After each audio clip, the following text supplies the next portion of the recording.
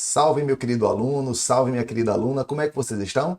Espero que todos estejam muito bem. Me chamo Francisco Mário, sou seu professor de Direito Constitucional e a gente vai conversar sobre um tema muito relevante, um tema que tem sido muito comentado, inclusive em jornais, mídia de televisão, mídia de internet, enfim. Vou até colocar para vocês aqui algumas chamadas que eu encontrei. Olha só, STF gera insegurança jurídica em decisão, mas culpa é do contribuinte, segundo Barroso. STF anula o respeito à coisa julgada e destrói a segurança jurídica. Empresas temem perda bilionária após decisão do STF. Entenda. O que essas matérias se referem dizem respeito aos temas 881 e 885 do Supremo Tribunal Federal. É sobre eles que a gente vai conversar hoje, é sobre eles que a gente vai dialogar, mas antes disso, não esquece, já segue aqui o Aprovação PGE para não perder nenhum vídeo, para não perder nenhuma novidade, nenhuma atualização. Já também baixa o material que vai estar disponível para você. Me segue lá no Instagram, Prof. F. Mário, beleza? Faz isso aí e vamos bater um papo aqui, vamos dialogar. Olha só, a gente tem que separar, galera, o que é realidade do que é mera notícia, o que é mero clickbait, né? Aquela notícia para chamar atenção, para prender a sua atenção. A gente tem que fazer essa divisão aqui. Isso é importante para você enquanto cidadão, enquanto cidadã, e também para você enquanto concurseiro. Isso aqui que a gente vai conversar vai chover em prova de concurso. Tenha certeza, isso aqui vai cair em prova. Pode cair em prova objetiva, pode cair em prova dissertativa, pode cair numa prova oral. Vamos bater um papo, vamos compreender o que aconteceu aqui. Será que o Supremo realmente ele desconsiderou as coisas julgadas? Ou será que pelo menos ele flexibilizou a coisa julgada ou não foi nada disso? Do ponto de vista técnico, do ponto de vista científico, foi coisa diferente que ele fez. É sobre isso que a gente vai conversar agora e antecipo. Ao final vou dar minha opinião. Como sempre eu dou minha opinião ao final, mas antes a gente tem que compreender o que foi decidido. Olha só. Primeiro ponto, não se nega a importância da coisa julgada. A coisa julgada deriva da segurança jurídica, a coisa julgada torna, entre aspas, bem entre aspas, imodificável uma decisão transitada em julgado, é uma fórmula de preclusão, ou seja, ela veda uma discussão futura sobre determinado tema, sobre naquele que incide a coisa julgada. Isso é importante para a paz social, para a convivência social. Isso impede que se passe eternamente discutindo, gerando controvérsia, algo que já foi decidido de forma definitiva pelo judiciário. Não se nega, a coisa julgada é essencial para o convívio social, é essencial para a paz social. Tem previsão na Constituição. Segurança jurídica tem previsão na Constituição. Proteção à coisa julgada também tem previsão constitucional. Está tudo lá no artigo 5º, direitos e garantias fundamentais. Isso ninguém discute, não há nenhuma dúvida com relação a isso. O que a gente precisa compreender, galera, é que do mesmo jeito que existe a coisa julgada, existem outros valores previstos na Constituição. A Constituição prevê uma série de valores. E do ponto de vista abstrato, do ponto de vista a priorístico, não existem normas constitucionais de maior hierarquia ou de menor hierarquia. A Constituição é um todo harmônico e deve assim ser interpretada. Inclusive, há um princípio clássico de interpretação da Constituição que trata disso. É o princípio da unidade da Constituição. Você não pode interpretar a Constituição retários. A Constituição uno é um documento único, é um documento indivisível. Nela não há contradições em abstrato, não há contradições a priorísticas. Todas as normas têm o mesmo grau de hierarquia jurídica. Claro que diante de casos concretos, é possível que haja colisão, é possível que haja conflito. Então, dentro daquele caso concreto, você vai decidir qual direito, qual princípio deve preponderar. E a coisa julgada deve ser interpretada nesse contexto. Ela não é um valor absoluto. A coisa julgada convive com vários outros valores e princípios e direitos previstos na Constituição Federal. A própria ordem jurídica permite, de certa forma, a flexibilização da coisa julgada. A gente tem, por exemplo, a previsão expressa no Código de Processo Civil de ajuização rescisória, aquelas hipóteses pontuais. Inclusive, a doutrina divide a coisa julgada em coisa julgada não soberana e coisa julgada soberana. A não soberana é aquela que pode ser enfrentada ainda por... A não soberana é aquela que pode ser enfrentada ainda por ação rescisória. Estou introduzindo vocês ao tema. Observe que eu não estou dizendo que o Supremo, quando analisou os temas 881 e 885, ele desconsiderou, flexibilizou com a julgada. Isso eu vou falar ao final. Eu quero introduzir vocês ao tema, vou compreender a importância da coisa julgada, o que é a coisa julgada, e principalmente internalizar de que ela não é um princípio, um direito absoluto. Ela convive com vários outros direitos previstos na Constituição Federal. O Supremo já analisou isso algumas vezes. A gente tem entendimentos importantes do Supremo sobre isso, sobre esse ponto aí, um caso prático aí tratado pelo Supremo, no qual houve uma flexibilização da coisa julgada. Daqui a pouco a gente entra nos temas 881 e 885, hein, galera? Mas olha só, nosso tema aqui, STF coisa julgada, na realidade é um tema um pouquinho mais restrito. Quero aprofundar com vocês os temas 881 e 885, isso aqui é meu livro. Quem não conhece Diálogos sobre Direito Constitucional, a editora Juspod, ele está aqui no cantinho, ó. Opa, errei, está aqui desse lado aqui. Vocês podem encontrar na editora Juspodium. Beleza? Então, olha só. Primeiro entendimento importante do Supremo que eu quero conversar com vocês. Aqui é o tema 392 do Supremo Tribunal Federal. Aqui o Supremo realmente ele relativiza a coisa julgada. Ele fala expressamente, ó, superação, isso aqui é a descrição do tema. Superação da coisa julgada para possibilitar nova ação de investigação de paternidade em face de viabilidade de realização de exame de DNA. Precedente aqui o RE 363-889, ou a tese firmada. Recurso, melhor, tese firmada não, né? A descrição da tese. Recurso extraordinário em que se discute, à luz dos artigos 5º, 36 e 227, caput, parágrafo 6 da Constituição, a superação, de novo aqui, ó, superação da coisa julgada para possibilitar nova ação de investigação de paternidade proposta em razão de novas condições de viabilidade e realização de exame de DNA. Qual é a situação aqui tratada pelo Supremo?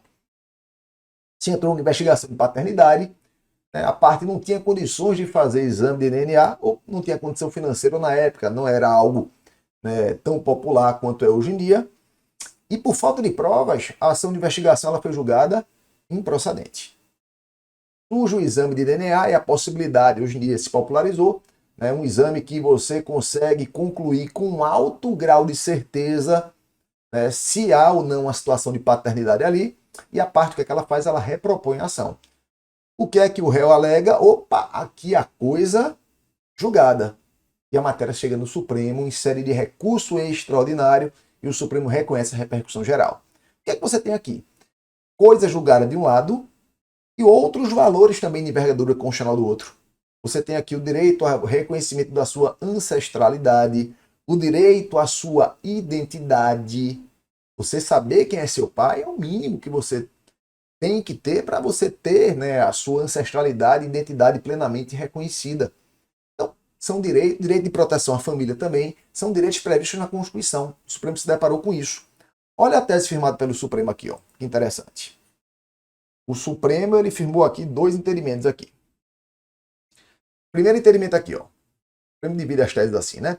É possível a repropositura da ação de investigação de paternidade quando a anterior demanda idêntica entre as mesmas partes foi julgada improcedente por falta de provas, em razão da parte interessada não dispor, né, não ter condições econômicas para realizar o exame de DNA e o Estado não ter custeado a produção dessa prova. E aí ele continua. Deve ser relativizada a coisa julgada, estabelecida em ação de investigação de paternidade, em que não foi possível determinar se a efetiva existência de vínculo genético a unir as partes, em decorrência de não realização de exame de DNA. Exame esse que é o meio de prova que pode fornecer segurança quase absoluta quanto à existência de tal vínculo. Então perceberam aqui, sem dúvida, o Supremo ele relativiza a coisa julgada. Ele supera a coisa julgada, em homenagem a outros princípios também de envergadura constitucional. Aqui não há nenhum tipo de dúvida. Então o Supremo admite excepcionalmente a relativização da coisa julgada? Sim. Coisa julgada não é um direito, não é uma garantia absoluta. Compreenderam isso? Vamos agora adentrar nos temas 881 e 885. A gente tem alguma base teórica suficiente para a gente poder conversar de maneira mais aprofundada. O objetivo aqui não é a aula, galera. Isso aqui é uma conversa, né? É uma conversa, um bate-papo, né? Quase uma troca de ideias sobre esses assuntos aí. Por isso que eu vou levantando, vou rebatendo para vocês também pensarem em casa, formarem o seu amadurecimento Professor, o objetivo dele, a missão do professor não é impor, né? Conscientizar, mostrar as ideias. E, claro, quando se trata de prova de concurso, aí não, aí é algo mais objetivo, beleza? Simbora, vamos entender aqui o que trata esses temas 881 e 885. Bora começar aqui pelo tema 881. Limites da coisa julgada em matéria tributária, notadamente diante de julgamento em controle concentrado pelo Supremo Tribunal Federal, que declara a constitucionalidade de tributo anteriormente considerado inconstitucional na via de controle incidental, por decisão transitada e julgado. O Supremo tratou disso aqui no RE 949927. E aqui vem a descrição. É sempre bom e interessante compreender a descrição. Recurso extraordinário que se discute à luz dos artigos 3º, inciso 4º e 5º caput, inciso 2º, 36, 37 e 150C da Constituição, o limite da coisa julgada em âmbito tributário. Observe que o Supremo aqui é específico, coisa julgada em âmbito tributário. Na hipótese de o contribuinte ter em seu favor, então o contribuinte tem em favor dele, decisão transitada em julgado que declara inexistência de relação jurídico-tributária ao fundamento de inconstitucionalidade incidental do tributo. Vamos explicar isso daqui a pouco melhor. Tributo esse, por sua vez, declarado constitucional em momento posterior na via do controle concentrado em abstrato de constitucionalidade exercido pelo Supremo Tribunal Federal. Então, qual é a situação tratada aqui no RE 949927, tema 881, né? Qual é a situação tratada aqui? Aqui a seguinte situação ocorreu. O contribuinte envolvia a CSLL, Contribuição Social sobre o Lucro Líquido. O contribuinte ele obteve lá em 1992 uma decisão a si favorável pela inconstitucionalidade do tributo, controle incidental, né? Lá no controle incidental, o contribuinte entrou com a demanda, entrou com a ação, obteve uma decisão favorável, dizendo, olha, você não precisa pagar esse tributo, não existe uma relação jurídico-tributária entre você e a União, declaração de inexistência de relação jurídico-tributária, em razão de quê? De esse tributo ser inconstitucional. Então, houve isso. Posterior, então, o contribuinte deixou de pagar o tributo. Lá em 2007, né, alguns anos depois, o Supremo, na ADIM 15, Ação Direta de Inconstitucionalidade número 15, declara constitucional aquele tributo. Declara constitucional aquela exação. Mas o contribuinte tinha, antes dessa data, uma decisão a si favorável, dizendo que aquele tributo era inconstitucional. E aí, o que acontece com essa coisa julgada? Vamos conversar sobre isso daqui a pouco. Primeiro, vamos entender o panorama. Então, o tema 881 trata disso. Decisão superveniente do Supremo, decisão posterior do Supremo em controle abstrato, que declara tributo constitucional. Tendo o contribuinte uma decisão anterior que declara inconstitucional. Então, o tema 881, ele trata disso. O tema 885 vai tratar sobre um panorama um pouquinho diferente. Olha o que ele vai dizer aqui, ó. Efeitos das decisões do Supremo Tribunal Federal em controle difuso de constitucionalidade sobre a coisa julgada formada nas relações tributárias de trato continuado. Aqui é o RE 955227. Sempre deixo aqui o precedente para vocês, galera. Porque, claro, eu explico aqui, eu trato o assunto para vocês aqui, mas é importante que vocês também, pela importância do tema, é interessante, não vou dizer essencial, mas é muito interessante que vocês leiam os votos, né? Porque isso aqui, para quem vai fazer prova de advocacia pública, é essencial. Aqui a gente está dando um panorama. Quer aprofundar? Vai lá no voto, você vai ter ainda uma explicação mais profunda, vai entender quais foram as discussões travadas. Aqui eu simplifico para vocês, né, dentro do tempo que a gente tem. Então vamos lá. Então a descrição aqui. Recurso extraordinário em que se discute à luz dos artigos 5º, 36 e 102 da Constituição, se como decisões do Supremo Tribunal Federal em controle difuso fazem cessar os efeitos futuros da coisa julgada em matéria tributária, quando a sentença tivesse baseado na constitucionalidade ou inconstitucionalidade do tributo. Aqui é um pouquinho diferente. Aqui como é que funciona? Aqui a gente tem a seguinte situação. O contribuinte, ele teve uma decisão no controle difuso beneficiando. Então ele... inclusive o caso aqui envolvia também, galera, né, a CSLL. O contribuinte, né, a Braskem, inclusive, a empresa grande, obteve lá em 1992 uma decisão no controle difuso a seu favor, dizendo, olha, você não precisa recolher aqui a CSLL porque essa contribuição ela é inconstitucional. Pouco depois, o Supremo enfrenta no âmbito do controle difuso. Observe que ela obteve no controle difuso, não era a decisão do Supremo, a decisão do Tribunal Transitório em Julgado. O Supremo, no controle difuso, né, pouco depois, né, se eu não me engano também foi no mesmo ano, foi em 1992 também, né, ele julga o RE, vou até filar aqui, 138824, RE exatamente, 138284, vou até deixar aqui para você, deixa eu anotar aqui. O Supremo ele julga o RE 138824. E nesse RE 138824, o Supremo, controle difuso aqui não é controle concentrado, aqui não é um ADIM, não é ADC, não é um ADO, não é um DPF. Isso aqui é controle difuso. Ele fala o seguinte, o tributo ele é constitucional.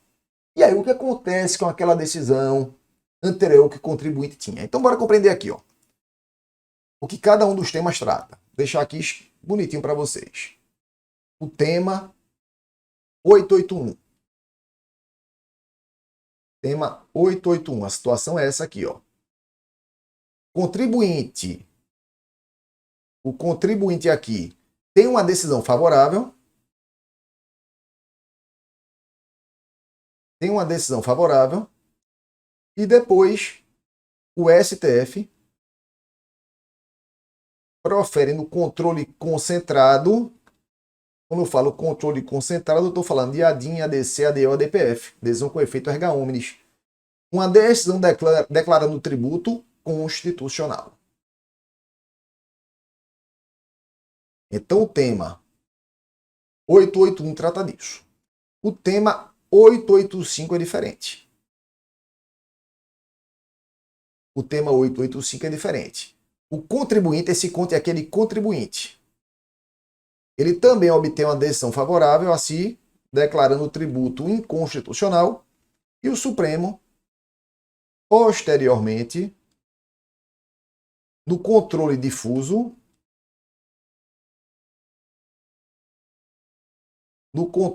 declara que aquele tributo ele é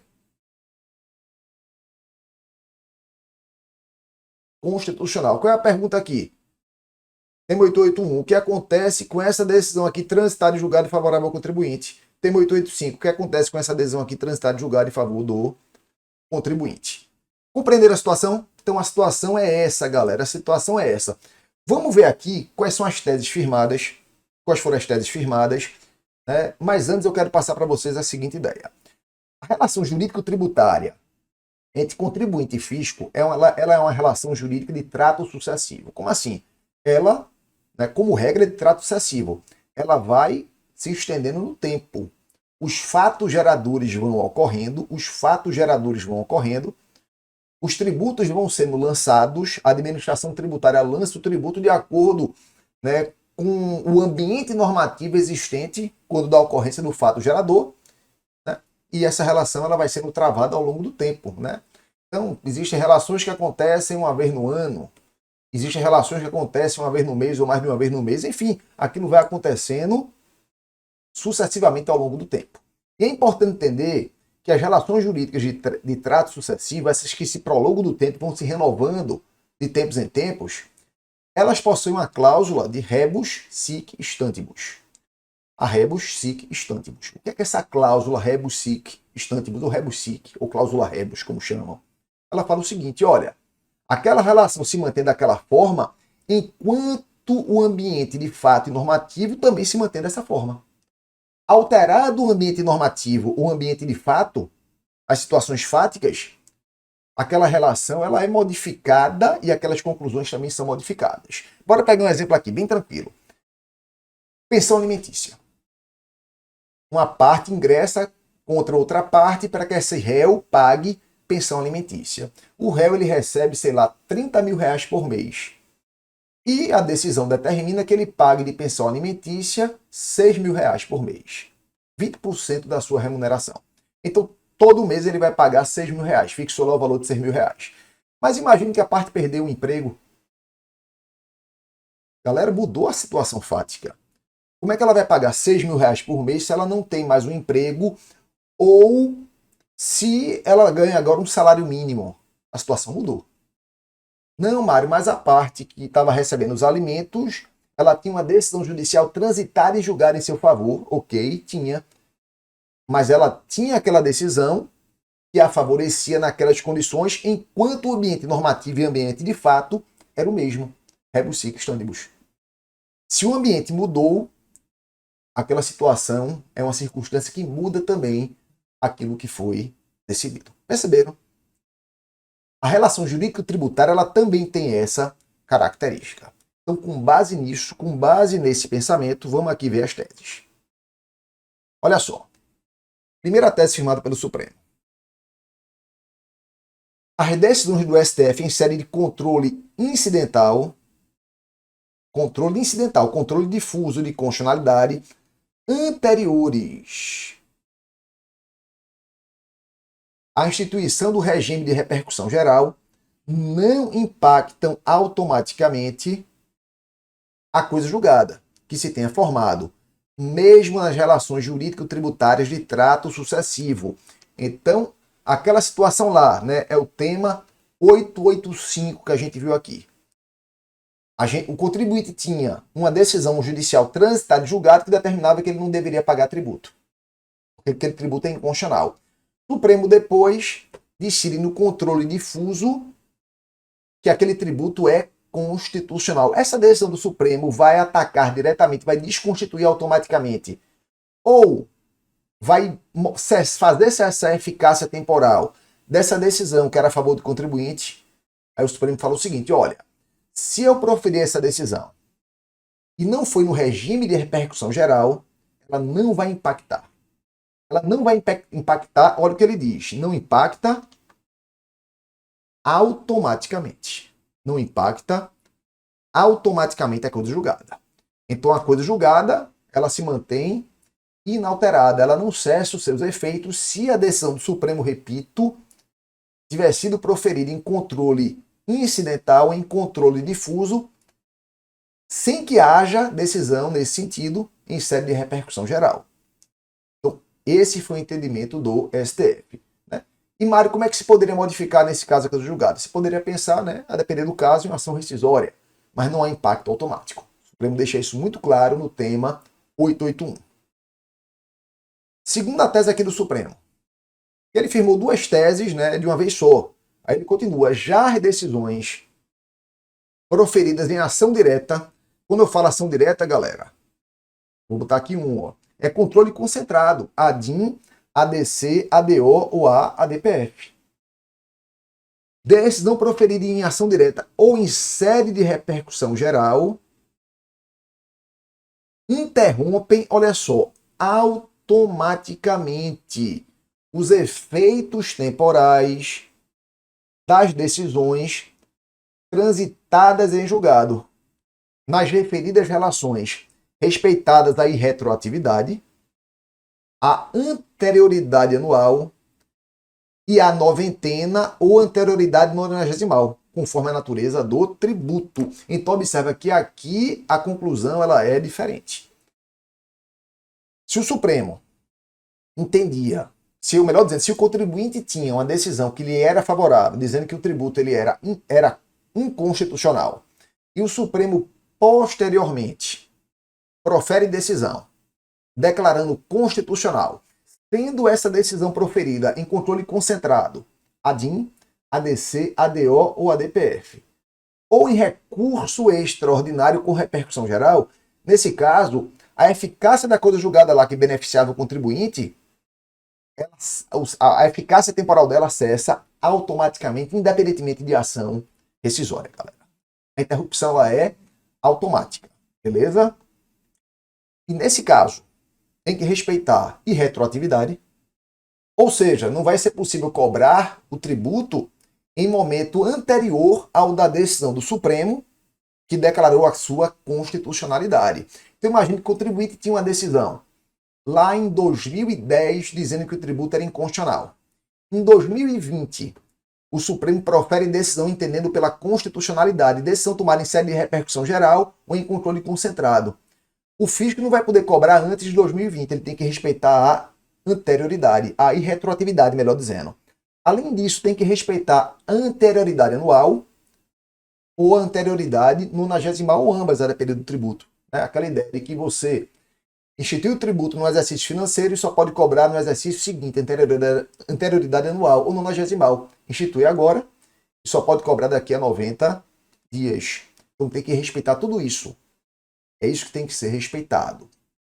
Aqui se modifica o ambiente normativo com a adesão do Supremo. O sistema de precedentes, ele modifica, galera, o ambiente normativo. Então, quando o Supremo profere uma decisão com esse perfil, ele está modificando o ambiente normativo. Cláusula rebus sic stantibus. Já estou até antecipando minha conclusão para vocês, mas é isso mesmo. Entendo que a decisão do Supremo ela foi acertada. O Supremo decidiu de forma correta. Por quê, galera?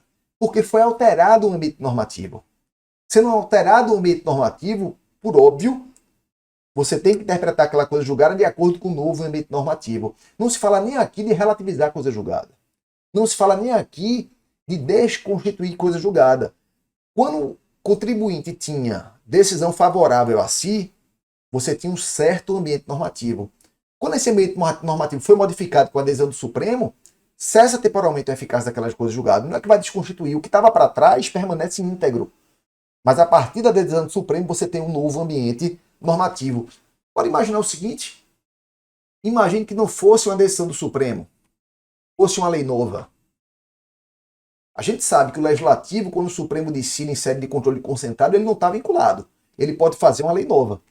Se ele fizesse isso por lei nova, criando um novo ambiente normativo, ninguém discutiria que seria possível.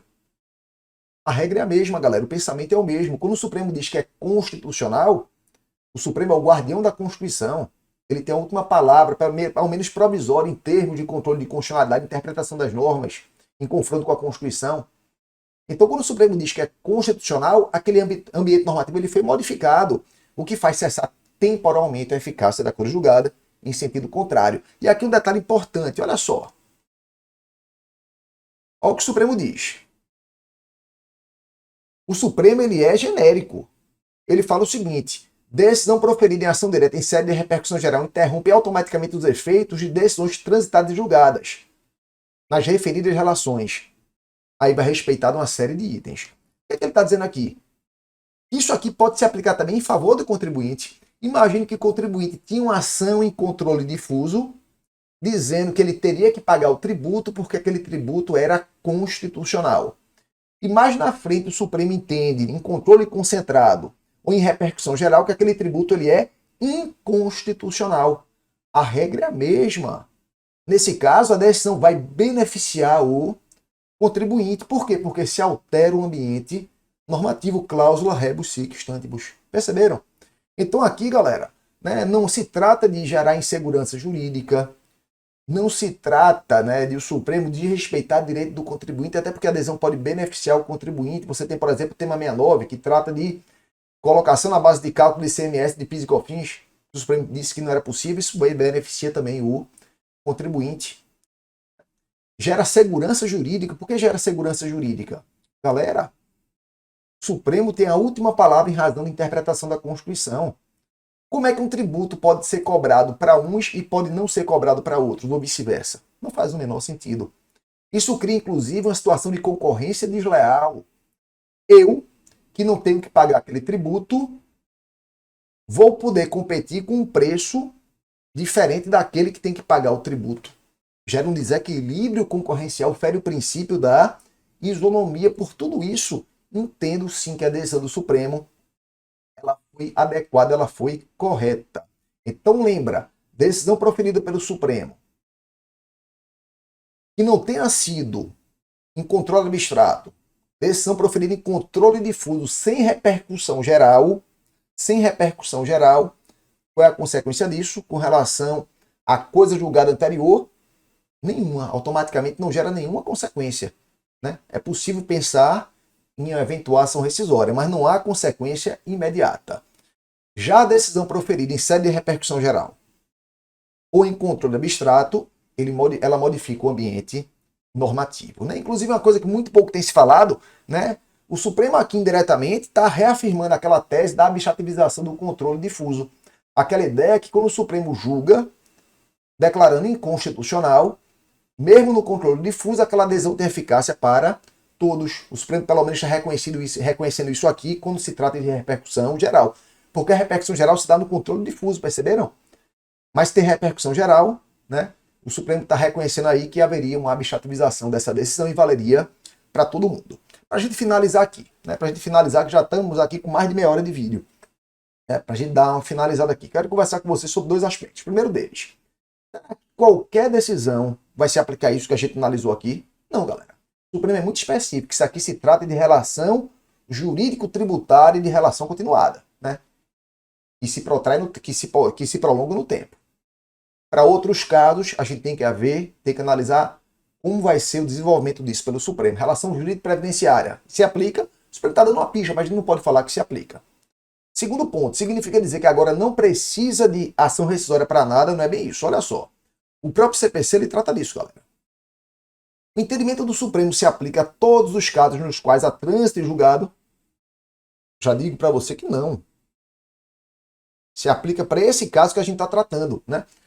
Até porque existem outras fórmulas aqui previstas no CPC, e aí fica a dica para vocês, né, para quem vai fazer prova de advocacia pública, né, de você modificar, relativizar, né?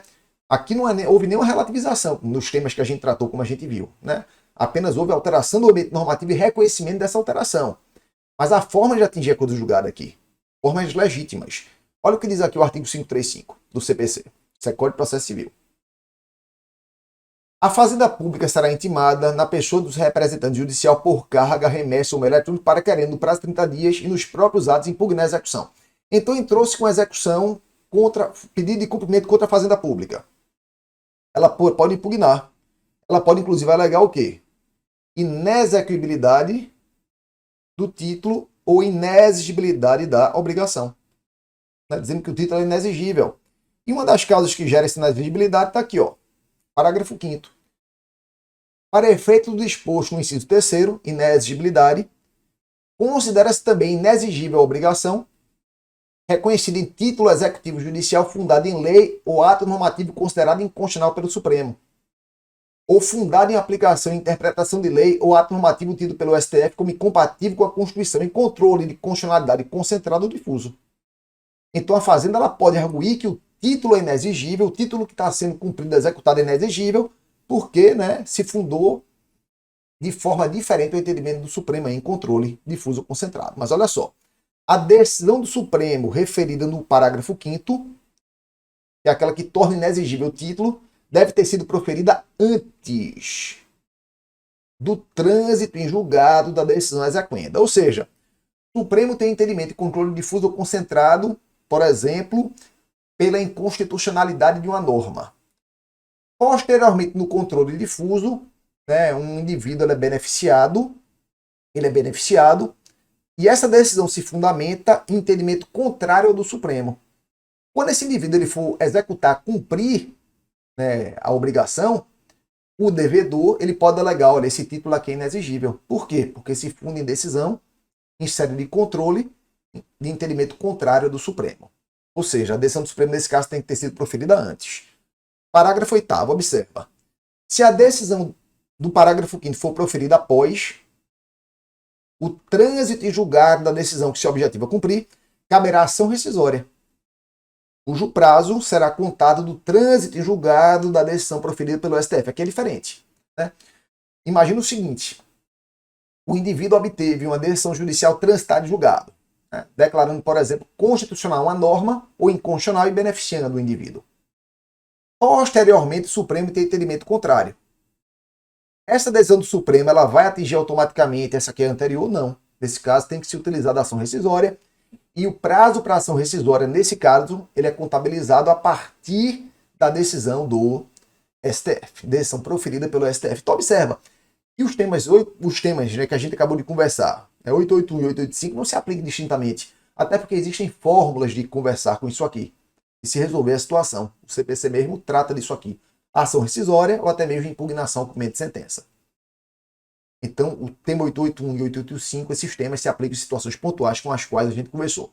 Então, para a gente finalizar aqui, finalizar a nossa conversa, nosso papo, né?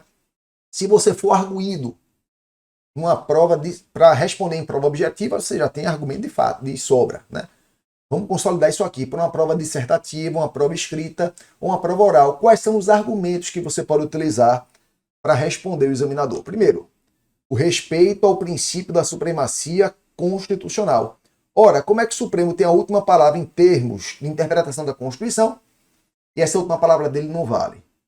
E a decisão continua se aplicando, mesmo que o contribuinte, aquela decisão continua se aplicando, mesmo que o Supremo Tribunal Federal já tenha proferido decisão de forma diferente, em controle concentrado ou em repercussão geral, decisões que alteram o ambiente normativo.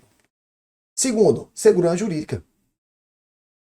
A norma não pode ser constitucional para uns e inconstitucional para outros. Né? Você tem que respeitar a isonomia, né? Você tem que gerar um ambiente de previsibilidade. Então você não pode ter a norma sendo aplicada para uns e não sendo aplicada para outros de forma incompatível com o decidido pelo guardião da Constituição. Terceiro item, que não houve a flexibilização da coisa julgada, mas sim delimitação temporais dos seus efeitos. Delimitação temporal, né, dos seus efeitos, não é temporais aqui, é no singular, como a gente conversou. Isonomia, né, no âmbito tributário e respeito à livre concorrência, a gente já conversou sobre isso aqui também. Né, você não pode, né, gerar uma situação na qual contribuintes que estão em situação de igualdade vão pagar tributos de maneira desigual. Isso vai ser embutido no preço, você vai gerar problemas aí no mercado. E a decisão se aplica tanto a favor como contra a fazenda pública, não é algo para atingir contribuinte, até porque a adesão também se aplica a favor dos contribuintes. Então você tem aqui bons argumentos para tratar, para desenvolver, se enfrentado, né, se arguído por um examinador. Beleza? Espero que vocês tenham gostado, espero que tenham compreendido. Não esquece de seguir aqui o Aprovação PGE para não perder nenhuma novidade. Não esquece de baixar o material e me seguir lá no Instagram, Prof. F. Mário. Se ficou alguma dúvida, comenta aí, ó. Comenta que a gente vai tirar, me procura lá no Instagram que a gente tira a dúvida. Vamos dialogar. Todo diálogo é válido. Um grande beijo, um grande abraço e até a próxima.